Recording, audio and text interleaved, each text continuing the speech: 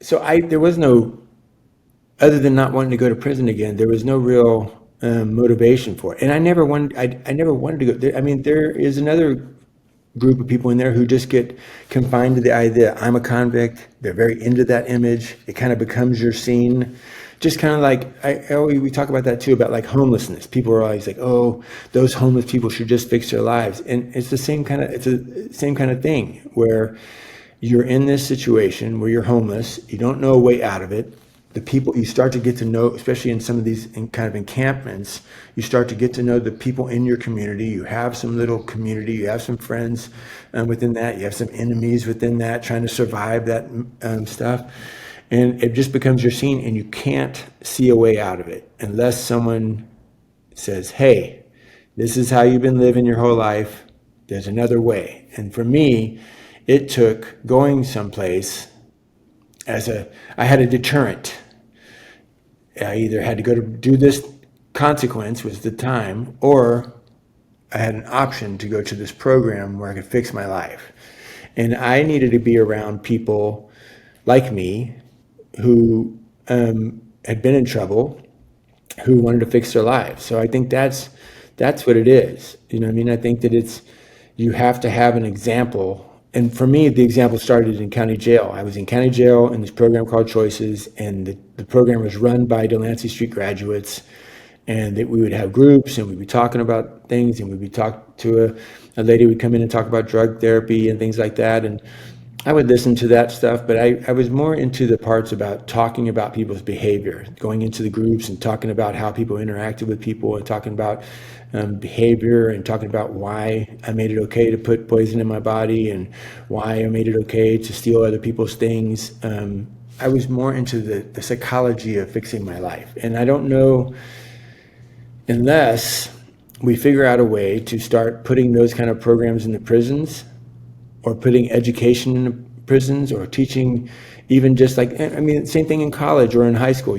There should be programs where you teach people how to open a bank account, how to write a check, not people don't write checks anymore, but how to like use it. Like when I got out of Delancy Street, I'd been in county jail for 2 years, and then I went to Delancy Street for 5 years. And while I was there, cell phones completely changed from like a flip phone into an iPhone. And Right. I first got the iPhone, my sister had to teach me how to do it. I had no idea how to do it. And I don't think people understand how stunted people become when they go to prison, and how lost they get, and how if there isn't some kind of transition period, those people are going to be back on the streets, living the only way that they've ever known how to live. And so my hope is that we can figure out ways to continue to add education and add reform to the prison systems. I'm curious when we talk about the reform. It seems like when you were in prison at the time, the California prison system represented kind of just the idea of like punitive punishment, just like fully for you did the crime, now you got to pay the price for it. While Delancey Street was like the other end, where it was like very focused on reform, restorative justice, some would say, kind of like restore the person. What was like the culture difference of Delancey Street, or the culture of Delancey, that made it successful, that made it very different from the prison system? But well, it's never really considered like reform. It's more like education, like how to be a person from the very basics of when you and how to like get out of yourself, instead of always going like, oh, poor me, I'm here, I'm doing this program and it's the worst. It's from the very first day you're there. If you go inside, and one of your first jobs when you're at Delancy Street is taking care of the dining room, and with people who are out doing the different jobs within Delancey Street, because Delancey Street is run entirely by people who've been incarcerated. There's only one person at the very top named Mimi Silbert, who was never a drug addict or never a criminal or never a person off the streets. And everybody there has been through what you've been through. So the moment you get there, you're taught a couple things, and then if someone comes in even 2 hours after you, it's your job to teach them what you've learned in the last few hours. It's a common thing, not a real common, but it should be more common. Each one teach one. And I think people hear that online, and you see it in quotes and stuff, but we really do practice the each one teach one. You learn something, you teach it to the next person. And sometimes that comes in the forms of large groups where people are kind of barking at each other and things like that. But most of it is practice. So the goal at Delancy Street isn't practicing being an asshole. The goal is every day practicing being decent and kind and working hard. And there's another philosophy with that called act as if. So if each day you get up, you wake up on time, you make your bed, you brush your teeth, go to work, get to work on time, work hard during the daytime, and if you practice this every day, and you act as if you're on time, and you act as if you're kind, and you act as if you're reliable, after a few weeks or a few months, and you're like, I've been acting as if I'm decent, all of a sudden you look around and you're like, I might be becoming decent. You know what I mean? I might be becoming hardworking. I might be becoming reliable, and I am becoming a human. And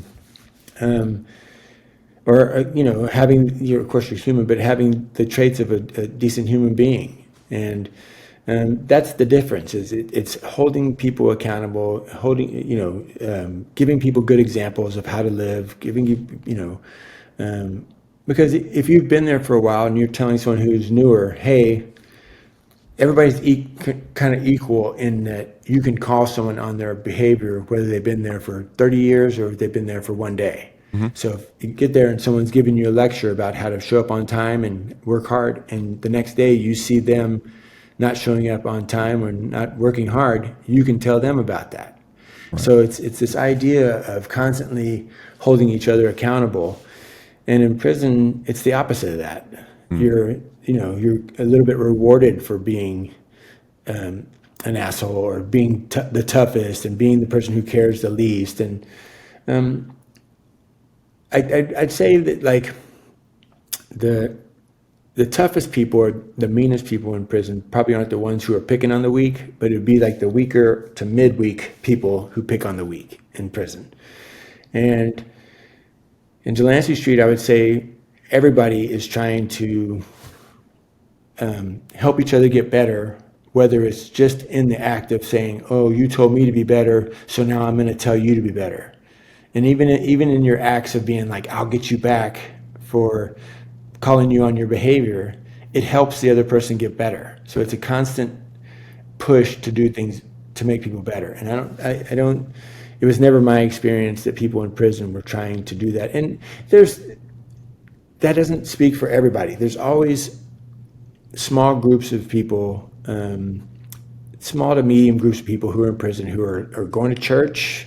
They're forming their own AA groups.